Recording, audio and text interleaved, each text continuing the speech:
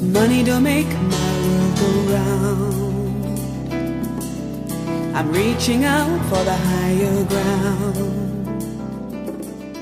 I was diagnosed with breast cancer in January 2009.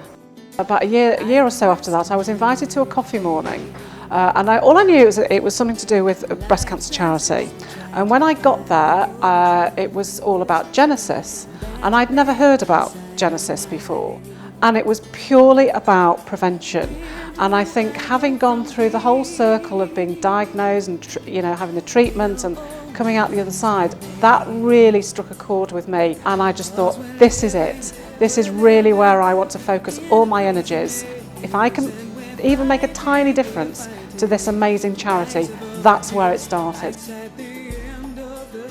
We intend to sell 5 million loaves, of which we want to raise a minimum of £50,000. This £50,000 is going to do some valuable research into gene therapy that Genesis are looking at to understand more of the genes that predispose some women to a much higher risk of breast cancer. Every woman, as we all know, gets called in at a certain age where they're screened every 3 years, and yet everybody at the moment is treated the same.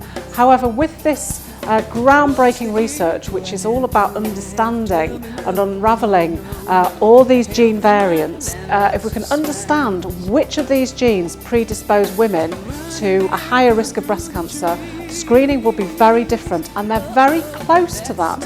They reckon within the next 5 or 6 years, people will be screened in a different way, and it's a simple saliva test. It is not, it's not intrusive. It's a simple saliva test which will be able to predict which women have a higher risk, and will be screened then in a very different way. Ultimately, we are looking towards a breast cancer-free future, and that has got to be, what a great thing to really work towards, and it is within our sights.